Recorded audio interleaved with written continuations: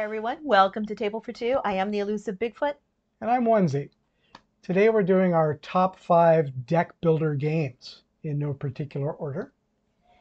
Correct. And if you like these kind of videos, please like and subscribe, and then you'll be notified when we make more of them. Great. So before we dive into our top 5 In no particular order. Our top 5 each in no particular order deck builder games, do you have any honorable mentions that did not make the top 5? I have one. I only have one. Wait, hold the presses. You have one honorable mention? Only one. Only one. Okay. Okay. So my honorable mention is Legendary Big Trouble in Little China. Not only is it a great nod to that particular film, but it is just so much fun to start creating your army of the different characters, including the Pork Chop Express, and battling through the streets of San Francisco as you're battling the villains and the different henchmen. So that is Legendary Big Trouble in Little China. All right, so we're sure That's it right now. there are no more honorable mentions on this subject. Nope, that's it. I counted. You counted. Okay. My first pick is Legendary. Not necessarily the Big Trouble in Little China one, but all of them. It's a deck building game, and you're fighting the villains with your heroes. You can buy new heroes on each turn to fight the villains, and you know, it's fun. I agree. It is a lot of fun. Legendary. Okay. My first one is Clank, a deck building game. I have a lot of fun as we go down into the catacombs and try to get treasures. At the same time, I'm using my resources to not make noise or to gather new cards that will go into my deck. And then as I play cards, I will draw a new hand and get more resources on my next turn, move further into. The deeper you go, the better the points are for those resources. So that is Clank, a deck building game. Or a deck building adventure. Right. I might get some of my names wrong. So okay, that is Clank, a deck building adventure. My next one is Dominion. I'm pretty sure I got the name of that one right. Okay. So Dominion, and I'm not sure if it is or just a lot of people consider it to be the original I think it is. Deck building game. Yeah. But it's a good one. It's easy to understand. There are lots of cards. A lot of expansions. You build your kingdom, your dominion, and it's a great game. Dominion. Dominion. All right. My next one is Legendary, a Marvel deck building game. Just like you, I really enjoy, you know, building a deck that has maybe a Spider-Man in there, or maybe a Thor in there, or maybe Maria. You know, if I don't have that many resources, I can recruit her. A great method that I find that helps me in my strategy is to cull through that deck, get rid of those base cards, and make room for the good stuff that I actually want to have in there that have more damage that I can do on the villains, or that have a higher resource point so I can recruit more expensive characters. That is Legendary, a Marvel deck building game. All right.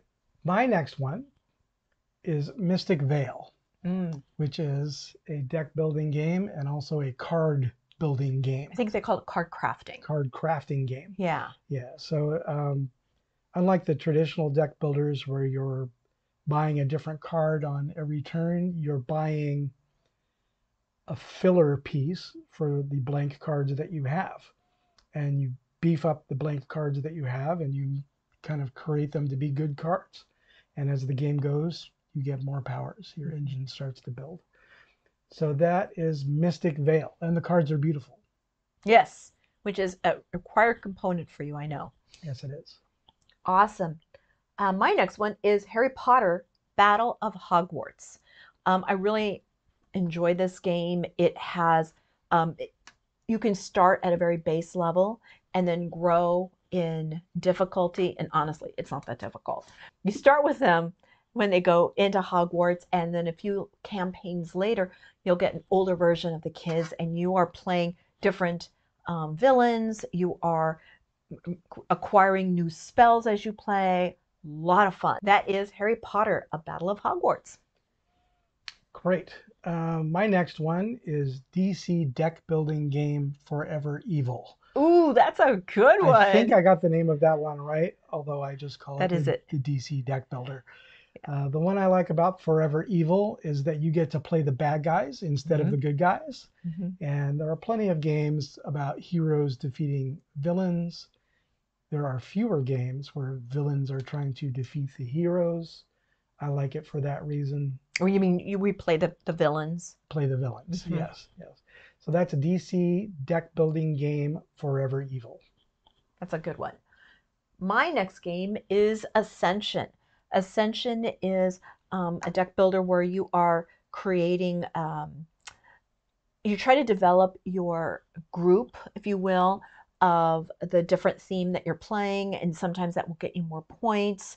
At the same time, you're battling against evil things to get more points. It's always about gaining points, and at one point, the end will trigger, and then you see who has the most points. But it's one thing that I really like about it is that it's one of the first games that Onezie and I started playing, and as we revisit it every few years and we get more skilled at playing other games, it just gets easier and easier, but it never for me loses its fun. I really enjoy it. That is Ascension. All right, the last one on my list is Spirit Island. That's mine too. Oh, you stole it from me.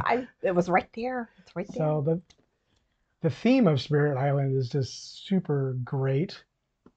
You play the spirits of the island trying to help the indigenous people throw off the conquering invaders through various I guess not supernatural, through various natural powers. It's natural powers, yeah. Storms and wind and rain and lightning. Stuff like that, yeah.